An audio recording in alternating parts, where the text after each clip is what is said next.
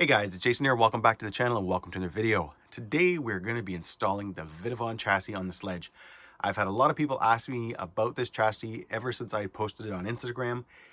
I'm going to be doing, guys, this video and kind of upcoming videos a little bit different. So this is the only time you're going to have to watch this part right now, because hopefully you've watched this part and the rest of the videos will start making more sense.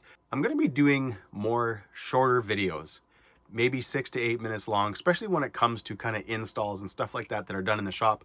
Only because for myself, I know right now if I was looking for the Vitavon chassis, for example, I just want to see the chassis. I want to see it, I want to know some specs on it, and I want to see it installed on the Sledge and not have it be a big drawn out event of installing the chassis, installing other parts, doing this, that, and the other thing. I will do kind of a recap video when I'm done with all the upgrades and all that kind of fun stuff. But I think for myself anyways, guys, the way I like to see things, having a more simpler video, hey, this is the chassis, let's go over it, let's get it installed, versus, again, showing you guys all the parts. Because I have a lot of parts, guys, for the Sledge. I have the aluminum bell cranks, the aluminum diff cup. I'm going to be using it in the center. I actually, guys, made a boo-boo. I ordered the splined hubs instead of the normal hubs. To use the splined hubs, you have to use Vitavon's full CVD axle setup. And it is an amazing setup that at some point I thought I would get, but not anytime soon because it is fairly costly. So basically a $45 purchase has turned into, well, let's just put it this way, you can go on eBay and look yourself, a lot more. But it's going to look absolutely epic on the truck. And it's going to be a lot of fun, guys. When this thing is done, it's going to be an absolute beast. It's definitely going to a level that I never thought I would take with the Sledge. I was kind of thinking that it was going to stay somewhat of a stock truck, but that is definitely, guys, not the case. All right, guys, before I get to installing the chassis, I just wanted to give you guys kind of a close-up on it. This is a actually just a little bit over 3 millimeters thick 7075 chassis. Now, why I went with this one over some of the other companies is very, very simple. I didn't need a thicker chassis. The stock chassis, guys, has actually done me really, really well. We'll kind of, once I get that chassis removed, we'll kind of compare them to this one, but I've had good luck with the stock chassis. The only difference is now I've added 7075, which is going to be a lot stronger. I also like the fact that on this chassis, everything, guys, is milled out to perfectly fit the Sledge. You're not going to have to remove any parts on the Sledge. You're not going to have to remove any of the plastic parts. Everything is the exact same as it was on the stock chassis. So again, you get a, in a sense, stock chassis replacement, but it's now 7075. As you can see here, they did opt, Vitavon does have the reverse motor mount. So right now the motor would sit here. They do have the reverse motor mount. I am staying, guys, with my KC RC motor mount because I really, really like that motor mount. I've had no issues with it. And I just preferred the clamp style motor mount. I just find it does better with weight and all that kind of stuff. And just the way it distributes the weight in the motor, I prefer that. However, again, if you do get this chassis, you can go with the reverse motor mount, which does allow you to put a longer cam motor. Right now, I am running the 1650 kV, the Castle. I think it's the 1717, and it fits, guys. So I don't have an issue with that. I don't know how long I'm going to be running that 1650 for. It's kind of a beast. I think I would prefer something a little more high revving, but with a lower pinion. So somewhere around maybe the 2000 kV mark, maybe a longer can or something like that. But again, guys, I want to keep this video short, so let's just get into installing the chassis.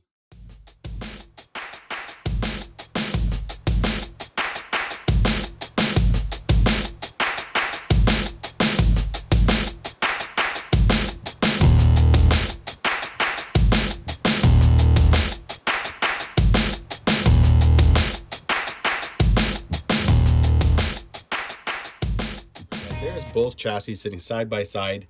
Overall, I'm pretty impressed, guys, with the stock chassis. There is a bend in it. After I got it out, I could always sort of see something when it was on the truck, but now that I've got it out, you can see a bit of a bend. It's nothing super crazy, but it is there. And that is why, guys, I think that going with the 7075, but at the same thickness, is going to be perfect for my truck.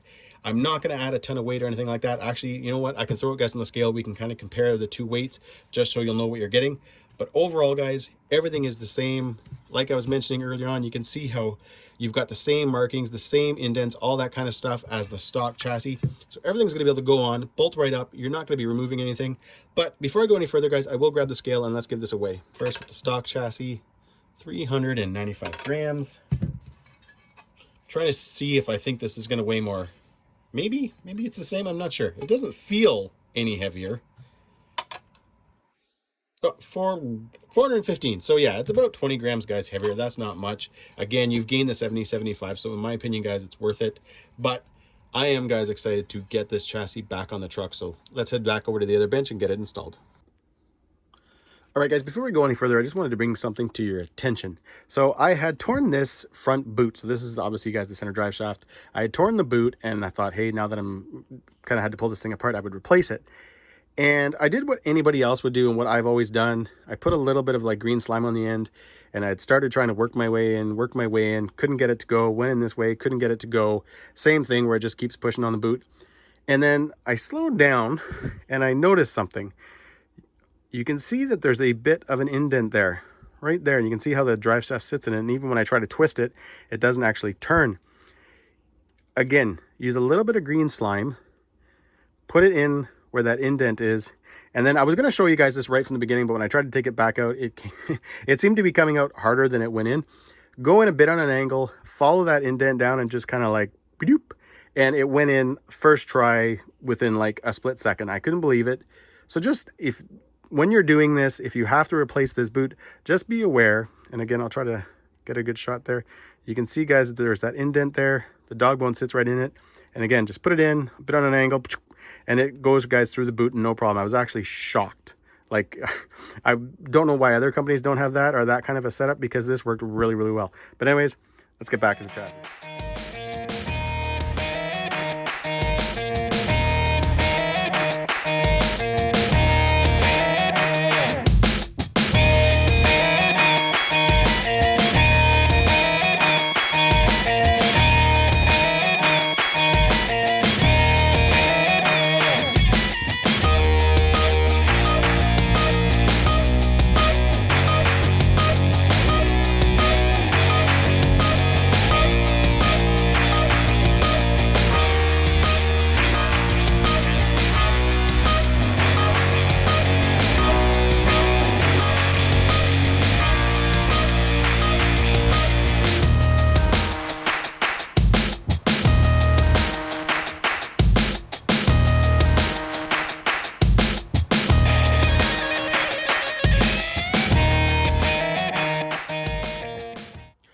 All right, guys, there it is. The Vitavon chassis installed on the Sledge. This thing looks wicked.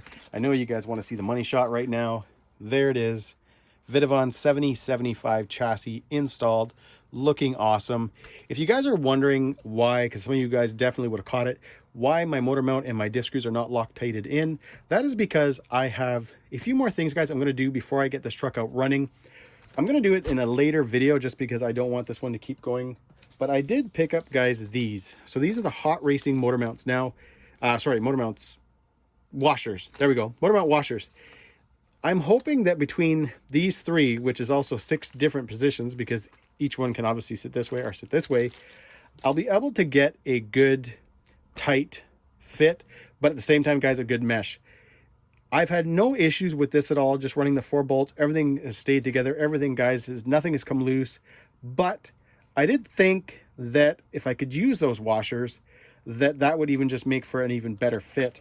I really like, I'm pretty sure, guys, I've already mentioned in this video, the KC-RC motor mount. I like how it's these 2 clamps, you know, all the weight is sort of centered and kind of evenly distributed over the motor and over the chassis. I like that. I think that's a very, very good setup.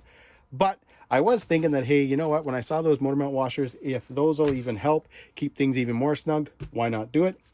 But what I'm going to do now, guys, is just gawk over this thing because I am so happy. I am completely, guys, geeking out here. It's just awesome. The finish is awesome. I love how everything just looks. Back here, guys, or sorry, the front of the chassis, you can see right here. On some chassis, you actually have to remove that old piece. That is not the case here. Everything goes in, no problem. But yeah, I am, guys, super excited. It looks so good. Like I mentioned, guys, I'm pretty sure I mentioned this already. I never expected to take this truck to the level that I'm taking it to. But, you know, it's the one thing when you buy a Traxxas product, everybody wants in on it. Everybody wants to make parts. Companies that were, you know, pretty much ARMA biased, as soon as they realized that, hey, you know what, Traxxas trucks are breaking, let's start making parts for them, They all got into it. So yeah, there are so many wicked parts, guys. Obviously, some of my favorite parts on this truck are the Bachelor Queen carbon fiber shock towers. They have been amazing. My Casey RC motor mount, my diff housing, all that stuff has been awesome. And now, guys, going with the Vitavon chassis, as well as, I'm pretty sure I posted this on Instagram, I've got the bell cranks, which really would have been a lot easier to do while I had the chassis removed, but oh well. And guys, also the center diff cup. I've got that right there. Well, it's actually just a diff cup, but I'm using it in the center. I've also got the next level of springs. So they're going to be a little bit stiffer. I think you can get this truck in 3 different sets of springs. This will be one stiffer than what's on here right now, so I can kind of see how that goes without going too extreme.